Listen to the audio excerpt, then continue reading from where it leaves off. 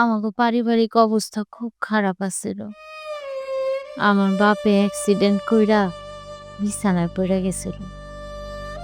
ছোট একটা ভাই, বোন আর বাপ, এই ৩ জনের দায়িত্ব আমার কাঁধে এসে পড়ে। তখন আবার আমি ম্যাট্রিক পরীক্ষা দেব।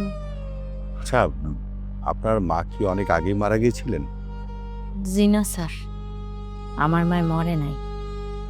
অন্য একটা লোকের হাত ধইরা বিদেশ চলে গেছে। Very sad. তারপর? স্যার, ফর্ম ফিল আপের জন্য টাকার দরকার ছিল। কত আত্মীয় স্বজনের বাড়িতে গেছি স্যার, কেউ একটু সাহায্য করে নাই। এর মধ্যেই ফেসবুকে এক লোকের লগে পরিচয় হয়। সে আমারে বলে দেখা করলে টাকা দিব, কিছু সাহায্য করব। তারপর একটা ঠিকানা দেয়। এর মধ্যে একটা ঘটনা তো আপনার বলতে ভুলে গেছি। কি? আমার মায় যাওয়ানোর আগে আমার একটা চেন দিয়া গেছিল। ভাবছিলাম ওই চেনটা বেইচা পরীক্ষাটা দিব, কিন্তু কপালে দোষ থাকলে তো আর কারো কিছু করার নাই স্যার। চেনটা যখন বেচতে গেছি, যাওয়ার পথে ছিনতাইকারীরা ধইরা শেষ সম্বলটাও নিয়ে যায় স্যার। শেষ সম্বল হারাইয়া আমি দিশাহারা হয়ে যাই স্যার। ও মাই গড! আসলে মানুষের যখন সর্বনাশ ঘটতে থাকে, তখন মানুষের জীবনে ইনসিডেন্ট গুলো রিপিটলি আসতে থাকে। It's a nature of disaster. আর সেই কারণে মানুষের বিপদের সময় মানুষকে সাবধানতা অবলম্বন করতে হয় নতুন বিপদকে মোকাবেলা করার জন্য। তারপর? তারপর স্যার, সেই লোকটা আমারে ঠিকানা দিছিল, টাকা দিয়ে সাহায্য করবো কইয়া। ওইখানে গেছিলাম স্যার। ওইখানে যাইয়া স্যার বুঝতে পারি যে এটা একটা আবাসিক হোটেল স্যার।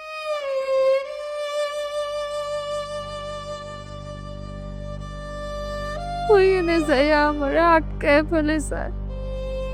আমি আর ওইখান থেকে বাইরে হইতে পারি না। আমার নিজের ধ্বংস আমি নিজে খাইতে আছি স্যার। আমার সব শেষ হয়ে যায় স্যার।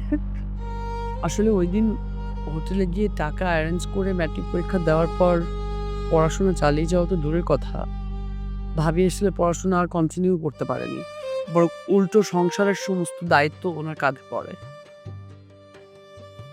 সেই টাকা পয়সা সামাল দিতে হোটেলই হয়ে ওঠে ভাবির একমাত্র অবলম্বন। একদিন মতি ভাবির ক্লায়েন্ট হয়ে আসে। ভাবির কাছে তার জীবনের কথা শুনে মতি সিদ্ধান্ত নেয় ভাবিকে ঘরে তুলে নেওয়ার। খুবই লজিক্যাল সিচুয়েশন। তারপর?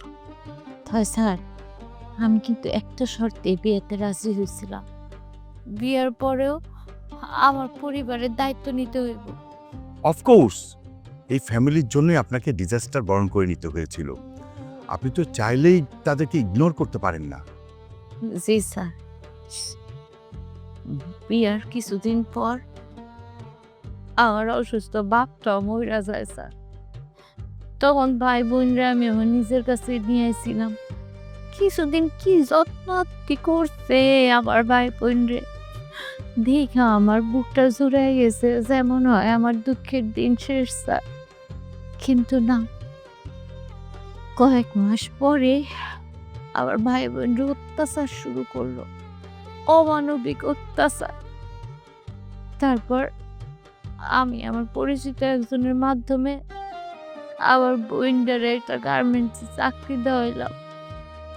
ওই গার্মেন্টসের আরো কিছু মাইয়ার লগে আমার বোন থাকা শুরু করলো। মাশাল্লাহ দিলে আমার বোন এখন ভালোই আছে স্যার। আচ্ছা, আপনার বোনের বয়স কত? 15 বছরে পড়ছে স্যার। সত্যি ট্র্যাজেডি। আর ভাইটার বয়স কত? 13 বছর। ও আচ্ছা, আপনার ভাই কি আপনার সাথেই আছে? আমার সাথেই থাকতো স্যার। সকালে উঠলে মায়, দুপুরে খাওয়ানোর সময় খাওয়ান টাইনা লয়ে যেত মতি। সবসময় খুব বেদম মারতো আমার ভাইটারে। তারপরে এক হুজুরের হাতে পায়ে ধইরা একটা হেকিমখানায় দিছিলাম স্যার। ভাইটা ওইখান থেকেও পলায় গেছে। পরে খুঁজতে যেয়ে তাইস্কা আমার এই অবস্থা স্যার। পরে খুঁজতে যাইয়া ফিরতে ফিরতে রাত 10টা বাইজা যায়। আইসাতেই মতি মিয়া বাড়ি বইয়া রইছে। আমারে জিজ্ঞেস করে আমি কই গেছিলাম। আমি সত্য কথা কইছি স্যার, কিন্তু সে বিশ্বাস করে নাই। আমার মোবাইল ঘাইটটা একটা অপরিচিত নাম্বার খুঁজে পায়। তারপরে আমারে সন্দেহ করে, কয় আমি নাকি আগের মতো আবার হোটেলে ব্যবসা শুরু করছি স্যার। সেই সন্দেহের জেরে স্যার আমারে সারা রাত ছাগলের দড়ি চাবুক বানাইয়া এরকম মানসিক নির্যাতন করেছে স্যার। ওনার গায়ে কিন্তু অনেক জ্বর। যেভাবে ওনাকে মেরেছে ওনার গায়ে কিন্তু জ্বর চলে এসছে। তার মানে ওকে হাসপাতালে নেওয়া উচিত। না স্যার, হাসপাতাল লাগবো না।